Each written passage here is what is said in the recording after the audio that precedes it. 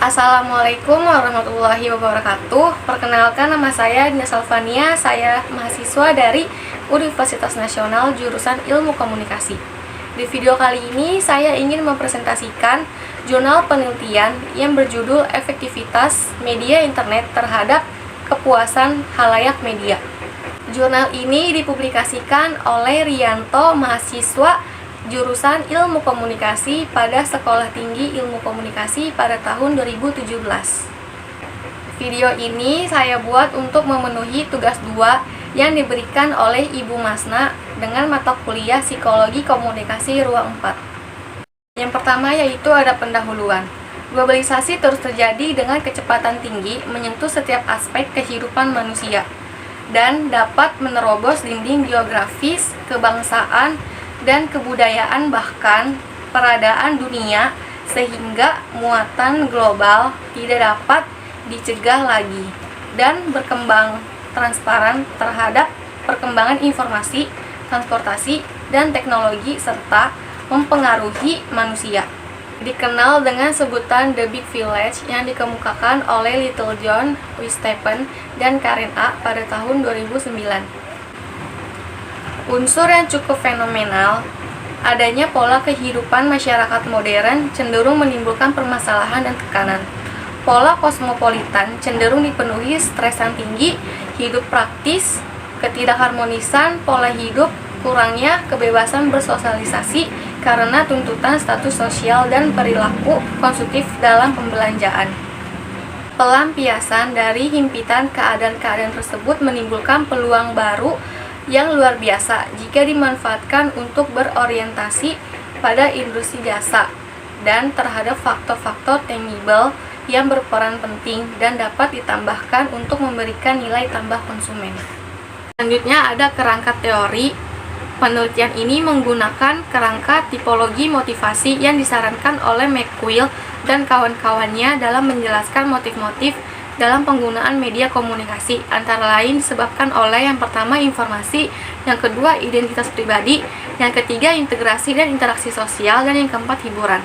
Melalui penelitian, kebutuhan individu untuk memperoleh kebutuhannya terdapat kesepakatan dan menggarisbawahi adanya kebutuhan tiap individu berupa non-media source of need satisfaction dan mass media use.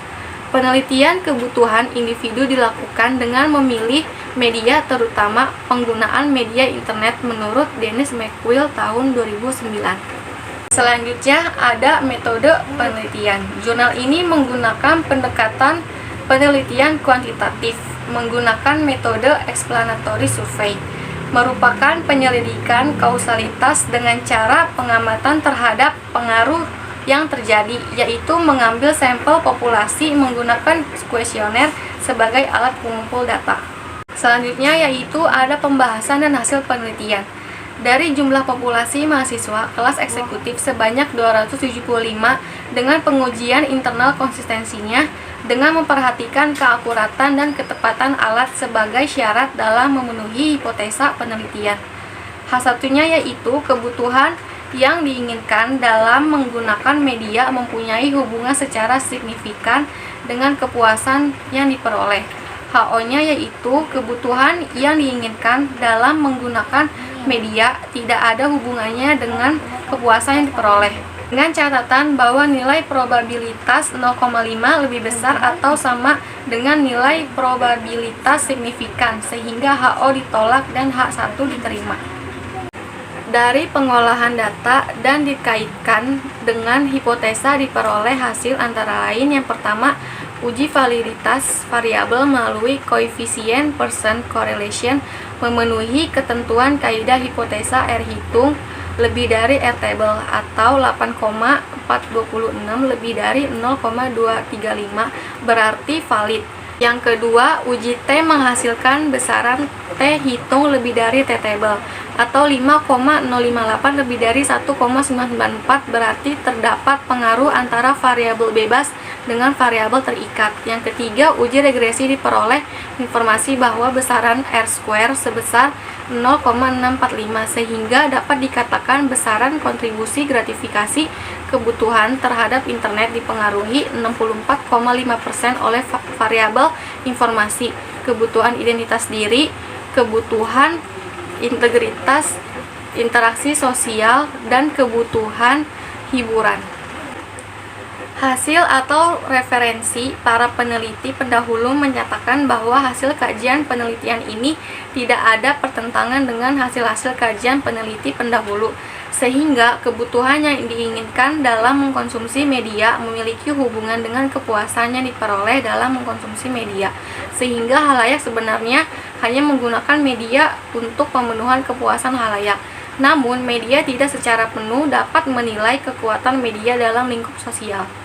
Yang terakhir yaitu ada kesimpulan dan saran. Kesimpulannya yaitu teori use and gratification yang dikemukakan oleh Elihu dan kawan-kawannya menyatakan halayak pengguna media memainkan peran aktif dalam memilih media, sehingga hasil penelitian atau kajian ini tidak bertentangan dengan para peneliti pendahulu, justru mendukung karena memiliki tingkat signifikan dan korelasi hubungan.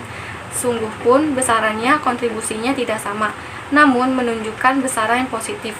Jadi kepuasan halayak terhadap media internet memiliki nilai yang positif, sehingga halayak memilih media internet sebagai media komunikasi massa mereka dalam memenuhi kebutuhan pribadinya.